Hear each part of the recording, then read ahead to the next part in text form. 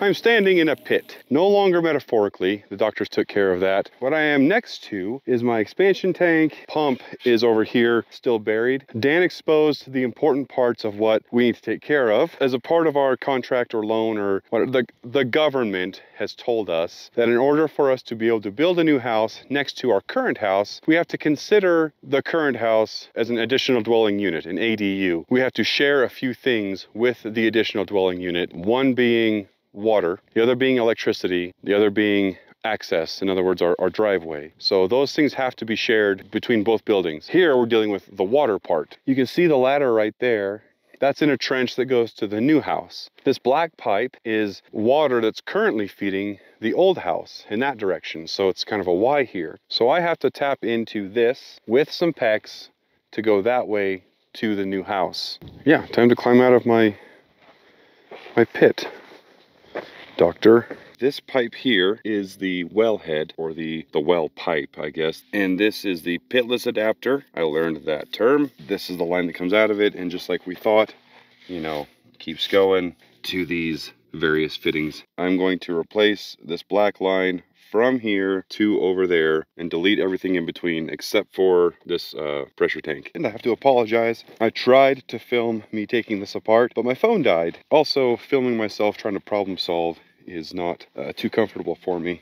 Here's where all that mess was. That fitting there was the water spigot. That fitting there was a shutoff. And I just undid them and threw them out to the side here. Those are going to be deleted. This pipe going to the pressure tank, I just cut because I couldn't figure out a way to unscrew anything without damaging stuff, or it was weird. So I just cut it. I'm gonna glue it back together. Here is what was the business end though that I was really nervous about. This is what they call a pitless adapter, I guess. This goes into the well casing, obviously, and inside the well casing there is, I don't even know what it is, to be honest, but I don't care. All I had to worry about was these threads.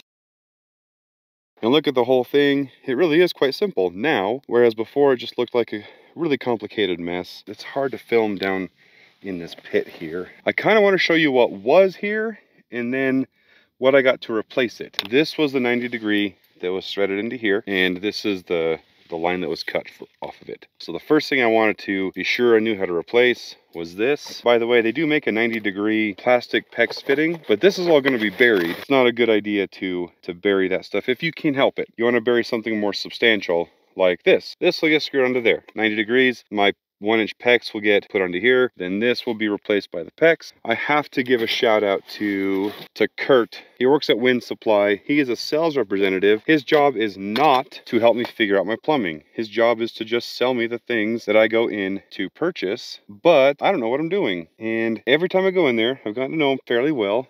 Every time I go in there, he is piecing stuff together for me and saving my butt every single time. If a plumber were to have come to this job and looked at it, they would have not been surprised by anything. It would have been easy to diagnose. They would have known what tools to go get and how to go about it smoothly. I, however, was incredibly intimidated by this.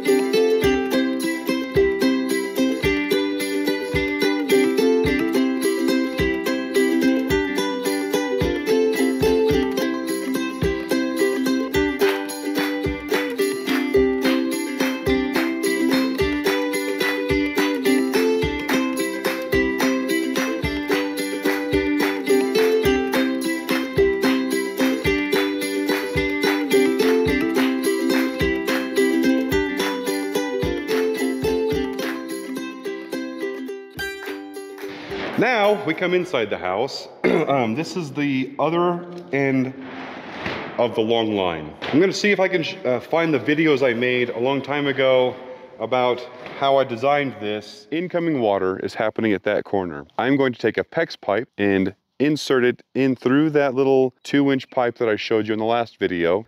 And it's going to run along in this trench and end up popping up into the house in the mechanical room. Because this area inside of the footer is going to be encased in concrete, I purchased this Schedule 40 rigid PVC non-metallic conduit, and I'm going to connect this to that inlet pipe so that the PEX pipe that is carrying water is just running through a conduit, and it'll pop out into the mechanical room, eventually up through this sweeping 90-degree tube. The benefit of that will be, if there's ever a problem with our water delivery system, that pipe, that PEX pipe, won't be encased in concrete itself. It will be running through this conduit, which is encased in the concrete. So I can pull that PEX pipe out, fix the problem, put a new pipe in if I need to.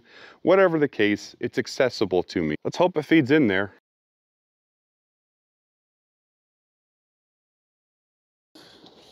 Can you see it?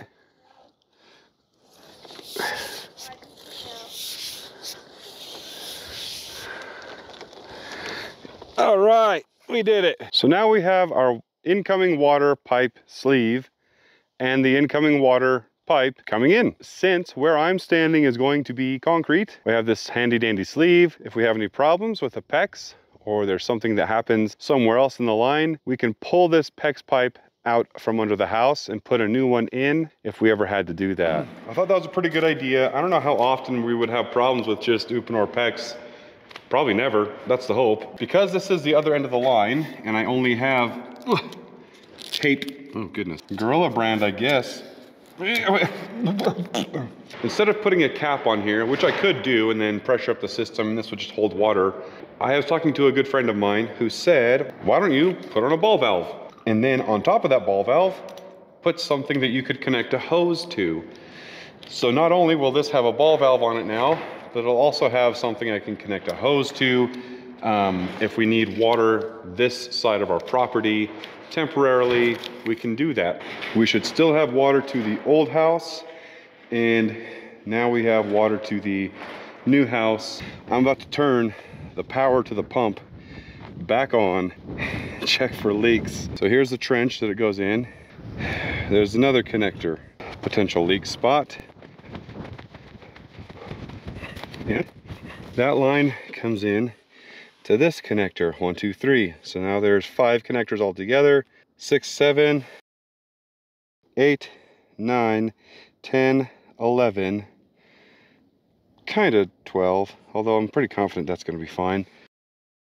13, 14, 15, and I'm probably missing, I probably miscounted somehow. Let's turn it on. Let's turn on the power. Water well pump.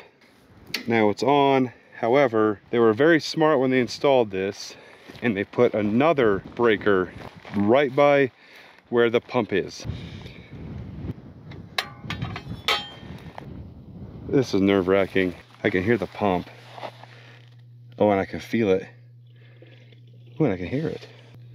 Okay, I'm gonna run over and make sure water's not spewing into the new house.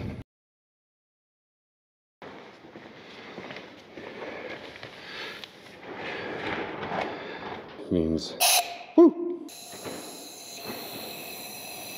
Okay, letting air out of the system.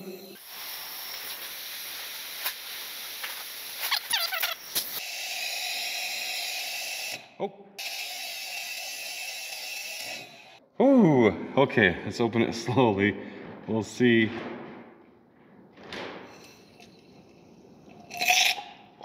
Ah! Water. Yes! I'm very happy. We have water.